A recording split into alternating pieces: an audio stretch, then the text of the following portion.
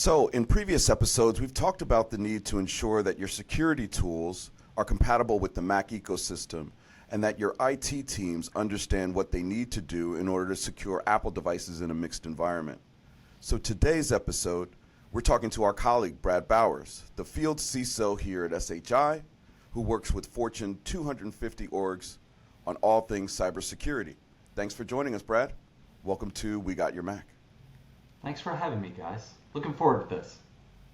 So one of the reasons we've invited you, Brad, is because we really want to bust a few myths about Mac security and understand what's true and what's not true. Because we used to hear, oh, Macs don't need antivirus or other security because there aren't as many Mac viruses. But then the market penetration's lower than it is for Windows. So, maybe it wasn't worth the effort for the bad guys. But as the Apple market share starts to grow, is that going to make them more attractive as targets? And actually, was it true anyway? This is a kind of a misconception that's been going on for a very, very long time. The idea was that Macs were more secure inherently, and that's really just not the case. It really comes down to what you had mentioned. The fact that bad guys tend to go where the money is, right? So they're looking to go after the systems where they have the largest chance of being able to gain a value or to be able to steal the things that they're after. Now, this doesn't mean that the Macs haven't had their share of vulnerabilities, malware, and viruses. In fact, just recently, there's been a number of kind of high-profile ones. So you're saying it's the people then? And so you're saying that the Apple ecosystem, being a closed ecosystem, isn't more inherently secure? Complex question there and a complex answer. So natively, they are no more secure than a normal PC. But with that being said, Apple has done some really impressive things. The thing that kind of equalizes out between Macs and PCs here is really how attacks are done. So for instance, a very common one or a new one that recently came out is called Atomic. Now, Atomic is a piece of malware that focuses on the Macs, but it's very analogous to the same things that we see on the PC side. It's going after the people aspect, as you're referring to. So these types of malware are looking to be able to collect data, steal passwords, try to get around other pieces. Now, while the Macs have controls that help mitigate some of those risks, the people aspect is still exactly the same, and the risk is still the same on the Macs as it would be on the PCs. So effectively, just because you're using a Mac, it doesn't actually make you less vulnerable to social engineering because people are still people, whatever they're using. So your data loss prevention strategy still needs to be the same. The closed ecosystem piece provides significant advantages or helps add a couple layers of protection on the Macs. And this is something that is likely to grow over time. And ultimately, we'll see how it plays out. By the way, what do you mean by closed ecosystem? Is it the application stack? So closed ecosystem in this case being how Apple actually allows applications to be used within their devices. So a big chunk of what makes the Macs very secure is the fact that they do a much better job than a lot of their competitors when it comes to monitoring, approving, and really analyzing the applications that are supported on the devices. This is something that had historically been a reason why iOS devices like the iPhone and the iPads were more inherently secure than some of the competitors because of that closed ecosystem. Since Apple requires that any application that is run on these devices be signed by a valid Apple certificate, come from a known good source. Now, there's ways around that, but the fact that that extra layer of control is being put in place, it means that it's that much harder for attackers to be able to be successful in running a malicious attack or doing their social engineering piece as it would be against maybe a PC. We've talked in the past on previous episodes, Kevin, about, a lot of organizations in the past have chosen Macs for the C-suite or the creatives, or they've chosen them because they're a status symbol. But Brad, have you seen organizations actually select Mac for security reasons? Yeah, and this is changing, I think, over time, but about 5 years ago, you would see a lot of security teams and a lot of pen testers within the security industry using Macs predominantly. Now, the reason for this is partially because, let's be honest, the Macs are built like tanks. They're very rugged. They sip power compared to many of the other systems that are out there. This made them more attractive for security folks, but also because of the native architecture that the Macs are built on. Linux is just simply, and the whole Unix operating system, it's just simply easier for the security tools. So security professionals would leverage that as their underlying baseline to use all their tools that they needed to do to be able to do their security testing. Plus, since the PCs were often the target for more of the malware, more of the ransomware type things that is out there, it meant that they were kind of out of band. So if something was to impact, let's say, the organization, the security team, if they were leveraging Macs, may not be impacted in the same way, giving them that advantage, giving them that confidence that their machines are in fact secure or haven't been impacted by a event, and allow them to really focus on cleaning things up or mitigating a security impact. Sounds like you're proving our point, Brad. I think Macs are more secure. I just was at JNUC 2023 and heard Fletcher Previn, who's the CIO of Cisco, and he's just released a report that talks about how he's done some research, and it does look to be that it is more secure and cheaper. I think we'll have to all read that report and deduce whatever biases that exist there. But if the security professionals are using the Macs, I think we're onto something in terms of their security. So Kevin, let's pull that thread a little bit. So you're right. There's definitely layers of the operating system that have been put in place. There's layers that have been put into the new silicon chipset that add a security value, but they're not impervious to some of those problems too. So for instance, something that's kind of making waves right now is one called Atomic. It's a piece of malware that came out for the Macs not that long ago, and something very new known as Pac-Man. And this is a vulnerability that's specifically going after the new silicon chips, and it goes after a security tool specifically, something known as that process pointer, if you will, process authentication pointer. And not to get too geeky with it, but ultimately what that does, it allows an attacker to be able to control where things are in memory. And this is a really core thing. Apple made it so it would be more complex or harder for an attacker to get around it, and they really have, but like anything over time, there's always a little bit of a flaw in there. I obviously think that we'll see Apple take care of these vulnerabilities, and they've made strides to make it better than it is in some of the other operating systems, but there's still risk there, and there always will be. Do you have a point as to whether or not to use Windows Defender, like what's in the Microsoft stack, or to use like Carbon Black or Jamf Protect? So as far as the add-on tools, there's really good ones on the Mac side.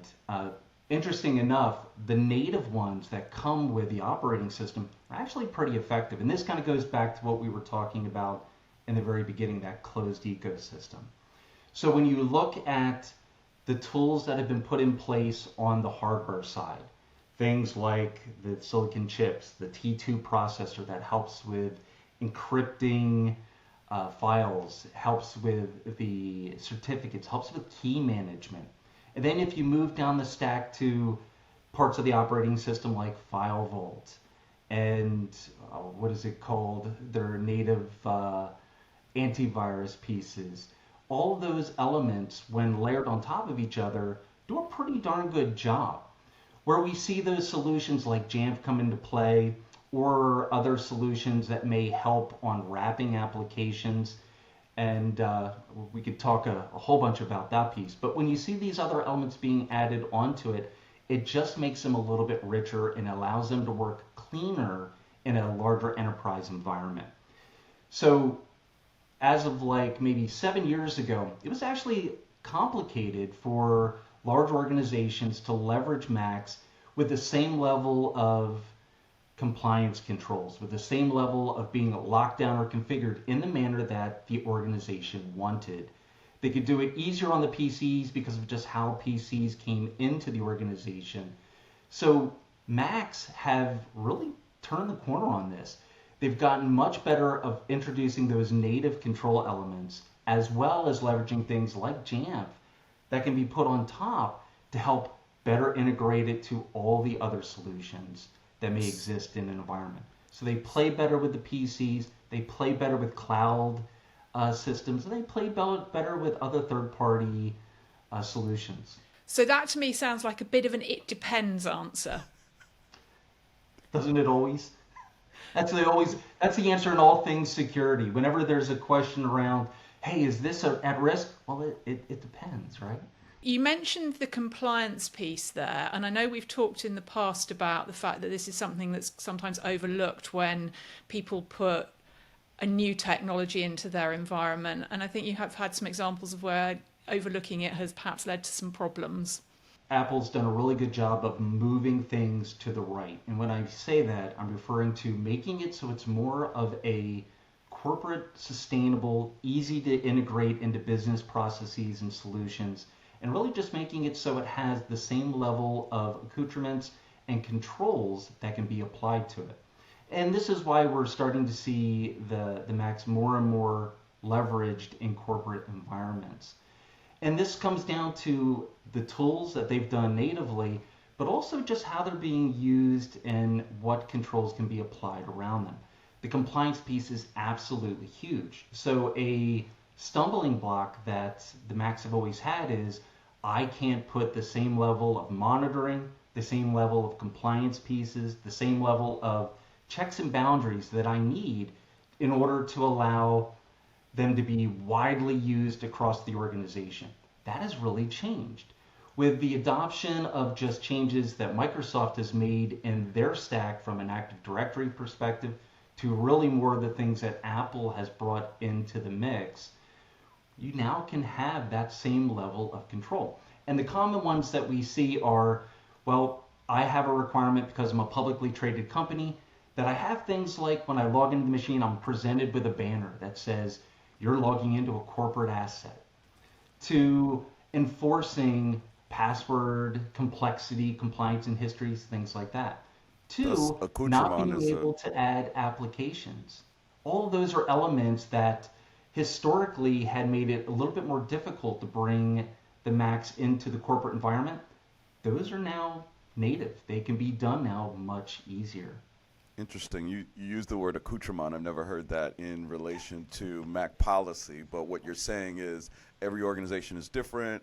It's a snowflake. It depends on what you need to solve for as to which tool and which policy set you'll use. Yeah. And, the PCs have the scars on their back from decades of having both nation-state actors, malicious users, malware viruses coming after those targets for a very, very long time. And as the Macs have gotten more popular, they're starting to see some of that and they're starting to weather through it. And they're doing a pretty good job. I mean, we're seeing them be able to deal with the same level and complexities of attacks that we've seen on even the most hardened PCs. When we get into the "it depends" piece, so what kind of organisations are you seeing that are actually starting to deploy or are deploying Mac at scale? Is there a particular type of organisation that is going down this route from your perspective? Yeah. So historically, it had been more types of organizations or even departments within organizations that were focused on maybe the creativity side, because the notion was that, well, the Macs are really good for the creative folks or maybe for executives. Not really the case anymore because they can be widely used. We see financial institutions, large financials, large pharma, high-tech manufacturing companies. Pretty much across the board, you'll see the Macs being leveraged in all areas of the business. So the security teams are being able to leverage them, the business teams are being able to leverage them, And since we have that large adoption of cloud technologies, solutions, and more SaaS-y type products, the Macs play absolutely seamlessly with those. So it's easier for them to be used in the broadest types of orgs. Do you use a Mac, Brad? Can't see it, but I have two over my shoulder. So I use the Mac for a couple different reasons. For me, it's not because of the native security elements. It's more of just the form factor, the fact that they're built like tanks. They're really good on battery and the utilization piece. But there's something to be said about that. Many security teams that used to leverage the Macs for pen testing, things like that, they've kind of shifted away a little bit. And I think it will come back over time, but they've shifted away because the new ARM architecture makes it a little bit more complex for security professionals like myself to leverage them on the broad sense of tools that we typically need to use or want to use. That has made it more complicated to run unsigned applications. So on the security side, it's fantastic for the average business user because it means there's less risk of them getting compromised, them being susceptible to phishing or social engineering. But on the security side, when you need to run certain tools in a particular way, or you need to be able to run those unsigned applications, it's actually a stumbling block for us. Okay, well, thank you very much for your time today, Brad. It sounds like we're going to have to get you back for several different conversations because there's a lot more to dig into. Thank you to everybody for listening today, and for more information and to find out about the next episode, visit wegotyourmac.com.